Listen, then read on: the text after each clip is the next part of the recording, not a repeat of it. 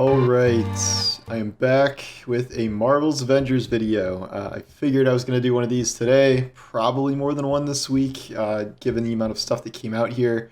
But I wanted to focus on my first impressions of Spider-Man, other than me watching him on video. I've been playing with Spider-Man for about 3 hours now in this new quote-unquote hero event, which is a kind of smaller scale version of Avengers introducing a new hero. I get why they did this because, again, this is only on PlayStation, part of a deal that seems like it's something out of 2015 that they did with Sony in order to get Spider-Man into the game at all.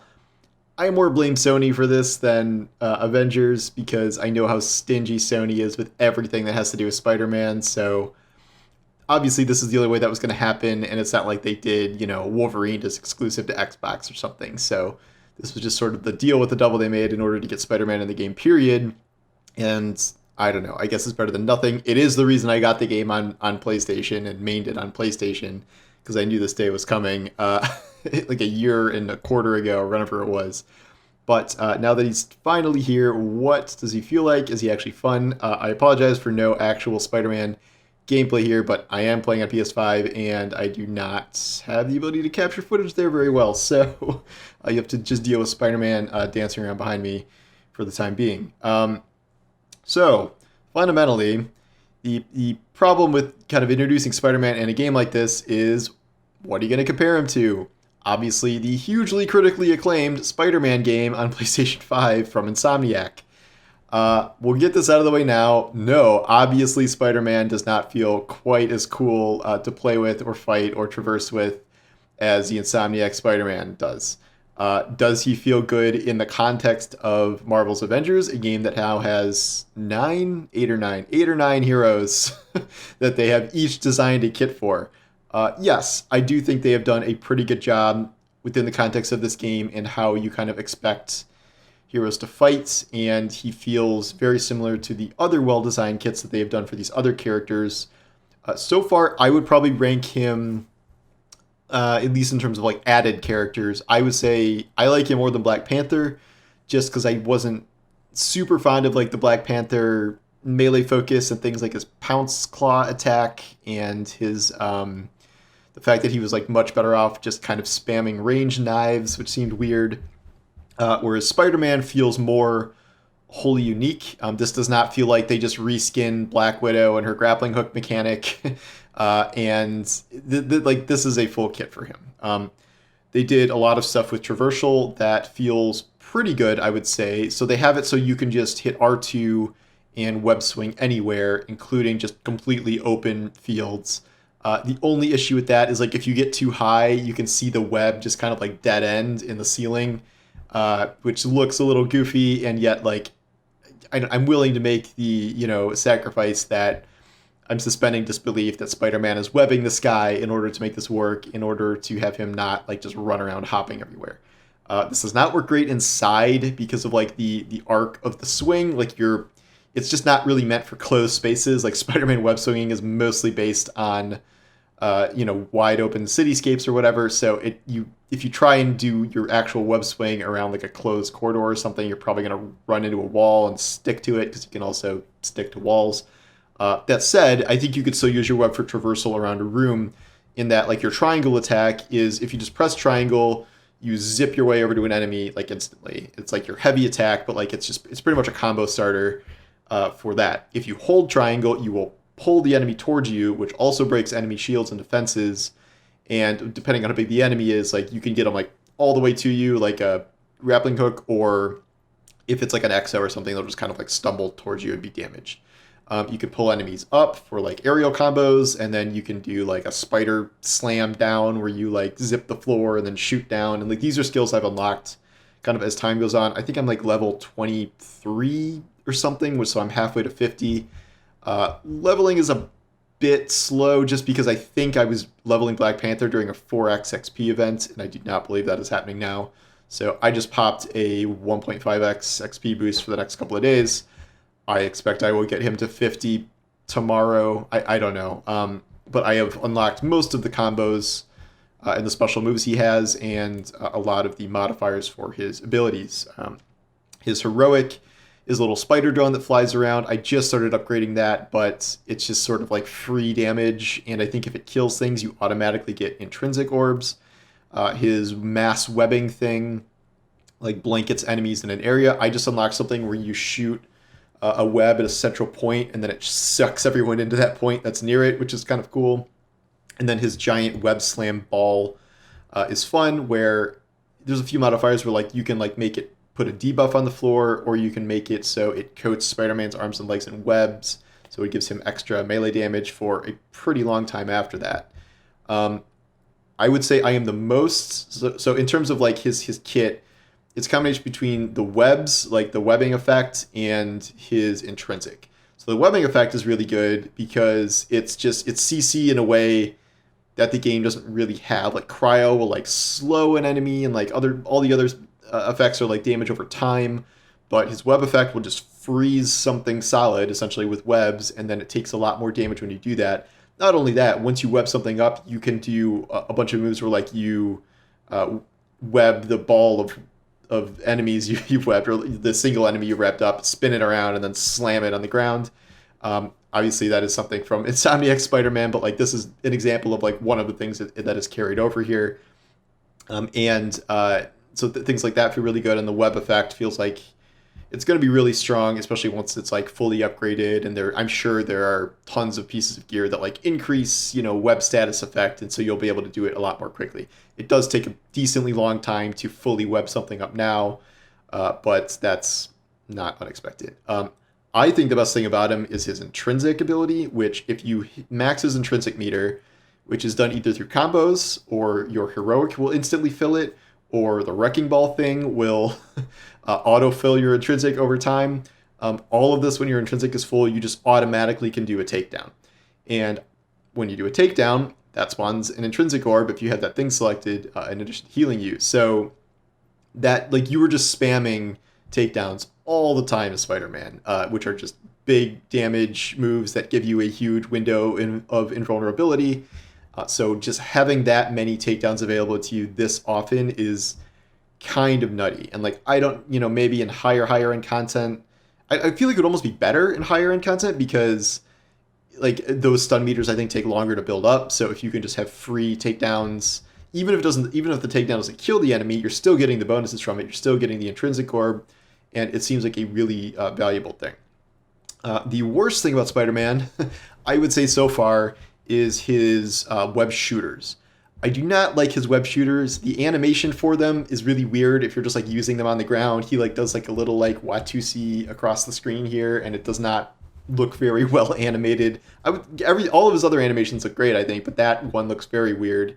Also, so there are upgrades for it's not upgrades for the web shooters, it's upgrades for the charged attack of the web shooters. So like one thing will like web something to a floor, one thing will send out multiple webs, one thing will like be a super web that breaks shields, but like it's really awkward right now. Maybe I need something that like reduces the charge time of it or something, but right now it feels way too clunky to use, and I don't find myself using it very often. For some reason, it feels worse than like Black Widow's power shots. Like, I don't really like any of the charged melee attacks, to be honest, but this one feels not great, and it's not well animated, but it does, it is kind of important because you need to be webbing enemies up a good amount of the time. But there are other moves that apply the webbing effects that you're just doing through combos and stuff, so that's not like literally your only option to web enemies up.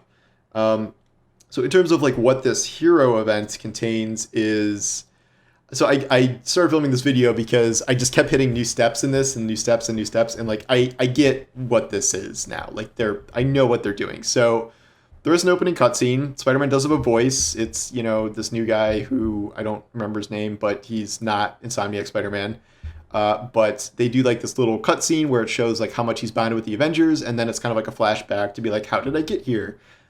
So the storyline here is like AIM is doing something with chemicals in New York City, and Spider-Man has to consult with Liz Allen, who's a comic character, about her father's company's connection to it or something, and like one of her stepbrother who's secretly evil. I forget who the whole like Liz Allen storylines in the comics.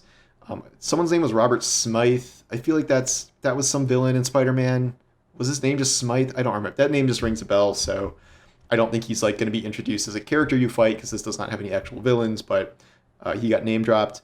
But like, there's no story missions. So every so often you'll go talk to Liz Allen at the anthill, but all of the steps of this are just like get kills as Spider-Man in various ways. I have gotten, I have done special attacks, I have done power attacks, I have done just normal kills, I have done webbing up a number of enemies, I have done wrecking ball kills, I have done finisher kills, and now I just got one that's like 20 aerial kills and something else. Like, this is just going on kind of forever.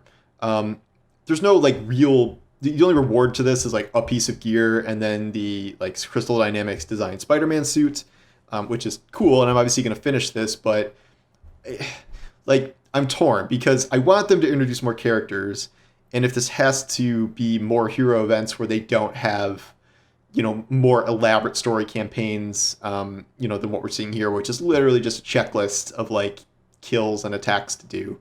The problem for me is that it's like what I'm doing to get them, where it's like, because he's so low level, like I know the raid launched today, for instance, but like I can't take Spider-Man into the raid when he's like a brand new hero with no power level, and like you can only take endgame max level characters into that. So what am I doing as Spider-Man? I am just doing the same thing I did to level up the other 8 characters in the game, which is just kind of doing the low level stuff that's my level, and then eventually graduating to hives, which are like the most efficient for getting gear and grinding, and like maybe vaults are too. I don't know. And then I think you could maybe still spam Day of Remains to power level yourself, or I don't know. But it's not a very fun process, is what I mean. You're just playing kind of random story missions, like random 1 or 2 room drop zones and things like that.